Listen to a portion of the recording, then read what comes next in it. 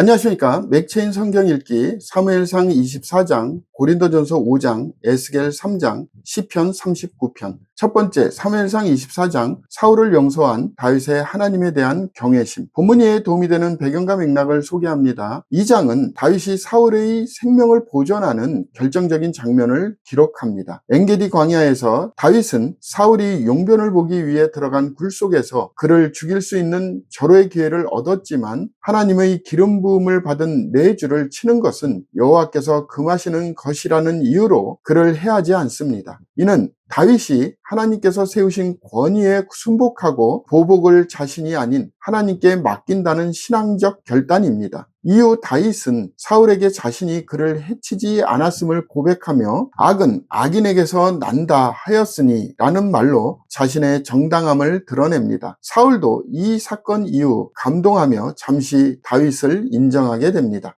본문의 중요 구절을 소개합니다. 사무엘상 24장 6절. 자기 사람들에게 이르되 내가 손을 들어 여호와의 기름 부음 받은 네 줄을 치는 것은 여호와께서 금하시는 것이니 그는 여호와의 기름 부음을 받은 자가 됨이라 하고, 본문을 적용하는 데 도움이 되는 가이드라인입니다. 오늘날 우리는 억울한 상황 속에서도 하나님을 경외하며 자신의 손으로 보복하지 않도록 절제할 필요가 있습니다. 하나님이 세우신 질서를 존중하고 감정이 아닌 믿음으로 행동하는 것이 진정한 신앙인의 길입니다. 악을 선으로 갚는 삶이 오히려 하나님의 역사를 이루는 통로가 됩니다. 하나님의 주권을 신뢰하는 태도가 오늘의 분별력 있는 순종을 가능하게 합니다. 두 번째, 고린도전서 5장, 교회 공동체 안에서의 거룩한 징계. 본문 이에 도움이 되는 배경과 맥락을 소개합니다. 고린도 교회는 그 아버지의 아내를 취하였다, 즉 근친 상간의 심각한 죄를 용인하고 있었고, 이에 대해 사도 바울은 강하게 질책합니다. 그는 적은 누룩이 온 덩어리에 퍼지는 것처럼 죄가 공동체 전체에 악영향을 미칠 수 있음을 경고하며 이런 자를 사단에게 내어주었으니 이는 육체는 멸하고 영은 주 예수의 날에 구원을 받게 하려 함이라고 선언합니다. 바울은 이러한 징계가 개인을 위한 회복의 수단이자 교회를 거룩하게 유지하기 위한 수단임을 강조합니다. 그는 밖에 있는 사람들은 하나님이 심판하시려니와 이 악한 사람은 너희 중에서 내쫓으라 면서 교회 내에서의 정결함을 강조합니다. 본문의 중요 구절을 소개합니다. 고린도전서 5장 6절 7절. 너희가 자랑하는 것이 옳지 아니하도다. 적은 누룩이 온 덩어리에 퍼지는 것을 알지 못하느냐. 너희는 누룩 없는 자인데 새 덩어리가 되기 위하여 묵은 누룩을 내버리라. 우리의 유월절 양 곧 그리스도께서 희생되셨느니라.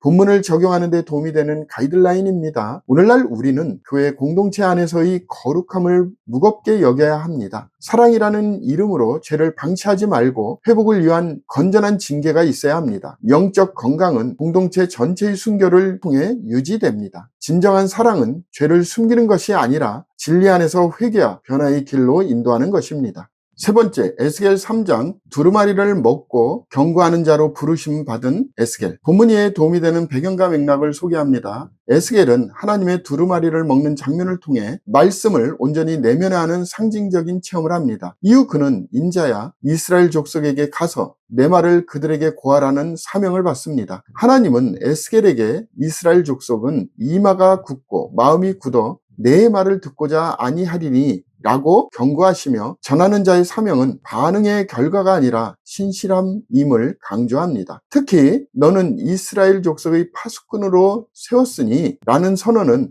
에스겔이 하나님의 말씀을 전함으로써 생명과 사망을 결정짓는 역할을 맡았음을 보여줍니다. 듣는 자가 듣든지 아니 듣든지 전해야 할 책임이 에스겔에게 주어진 것입니다. 본문의 중요 구절을 소개합니다. 에스겔서 3장 16절 17절. 7일 후에 여호와의 말씀이 내게 임하여 이르시되 인자야 내가 너를 이스라엘 족속의 파수꾼으로 세웠으니 너는 내 입의 말을 듣고 나를 대신하여 그들을 깨우치라. 본문을 적용하는 데 도움이 되는 가이드라인입니다. 오늘날 우리는 하나님의 말씀을 내면화하고 두려움 없이 진리를 선포할 책임이 있습니다. 주변의 반응보다 하나님의 부르심과 신실함이 사명의 기준이 됩니다. 침묵은 책임을 면제하지 않으며 경고자의 소명은 여전히 유효합니다. 말씀을 먹고 순종하며 전하는 삶이야말로 시대를 향한 그리스도인의 사명입니다. 오늘의 마지막 본문 시편 39편 인생의 짧음 앞에서의 지혜로운 고백. 본문 이에 도움이 되는 배경과 맥락을 소개합니다. 시편 39편은 인생의 유한함과 그 속에서의 하나님의 뜻을 묵상하는 지혜시입니다. 다윗은 나의 행위를 조심하여 내 혀로 범죄하지 아니하리니 라는 결단과 함께 자신의 생명을 한 뼘과 같은 짧은 것으로 인식하며 허무한 인생 속에서 오직 하나님께 희망을 두고자 고백합니다. 주여, 이제 내가 무엇을 바라리요? 나의 소망은 주께 있나이다 라는 절정의 고백은 헛된 것들을 의지하지 않겠다는 신앙의 결단을 담고 있습니다. 그는 또한 자신의 죄로 인해 징계를 받았음을 인정하며 하나님의 긍휼을 구합니다. 이 시는 고난과 허무 속에서도 믿음의 시선을 하나님께로 돌리는 지혜를 강조합니다. 본문의 중요 구절을 소개합니다. 시편 39편 7절 8절. 주여, 이제 내가 무엇을 바라리요? 나의 소망은 주께 있나이다. 나를 모든 죄에서 건지시며 우매한 자에게서 욕을 당하지 아니하게 하소서.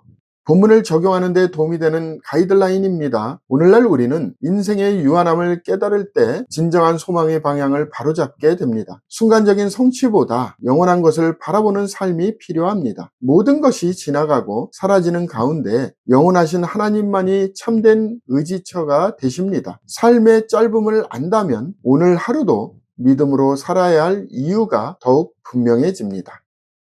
감사합니다.